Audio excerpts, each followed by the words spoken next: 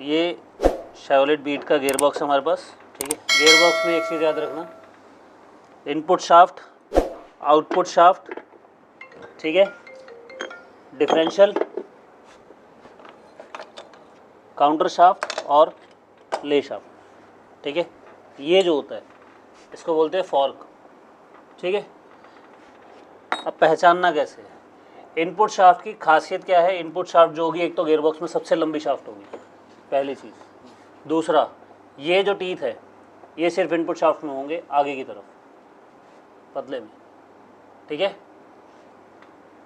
उसके बाद input shaft में जो होगा वो गियर जो होंगे वो छोटे से बड़े होते चले जाएंगे, ठीक। और आउटपुट शाफ्ट में बड़े से छोटे होते चले जाएंगे, ठीक है।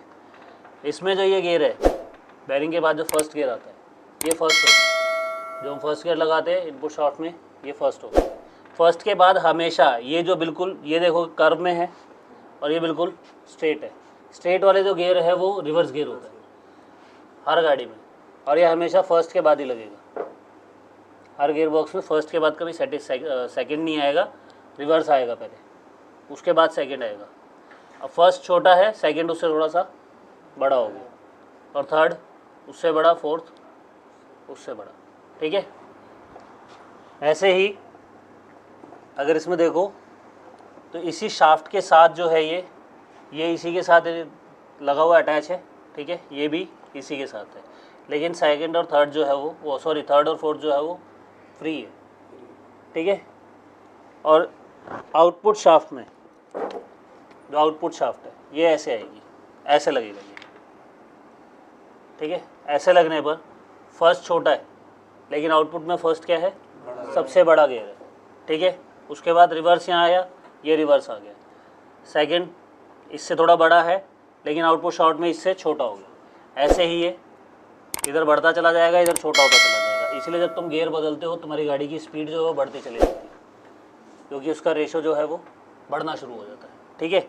दूसरी चीज़, इनपुट शाफ्ट के अंदर थर्ड और फोर्थ गियर शिफ्ट होता है।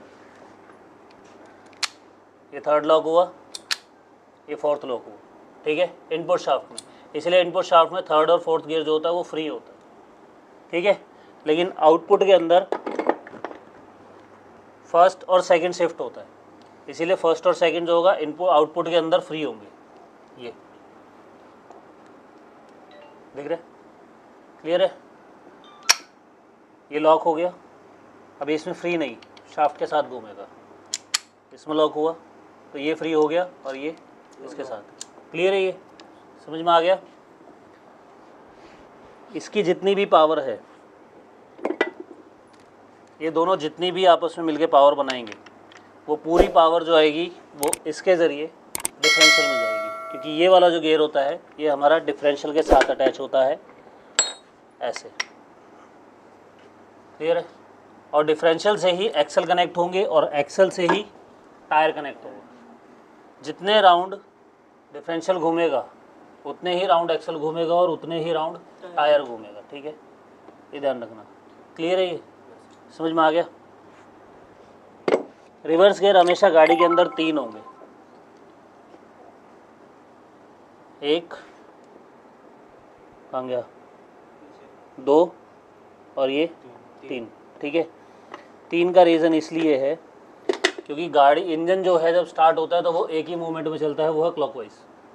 उसी हिसाब से गियर बॉक्स जो है हमारा फ्रंट के सारे ड्राइव करते हैं उसी हिसाब से। लेकिन जब रिवर्स लगाते हैं तो गियर हमारे उल्टे घूमने चाहिए, लेकिन इंजन सीधा घूमता है, इसलिए तीसरा गियर लगाया जाता है, ताकि इंजन की पावर जो आ रही है वो फर्स्ट अगर चल रहा है तो ये क्लॉकवाइज चले, उसके बाद ये आ जाएगा, ये एंटी क्लॉकवाइज चलेगा, ये एंटी क्लॉकवाइज चलेगा तो तीसरा गियर क्लॉकवाइज चलेगा, ठीक है। बाकी फर्स्ट और सेकंड कैसे चलते हैं, ये क्लॉकवाइज चलेगा, वो एंटी क्लॉकवाइज चलेगा, क्लियर है, समझ आ गया। रिवर्स गियर इसी वजह से काम करता है, ठीक है।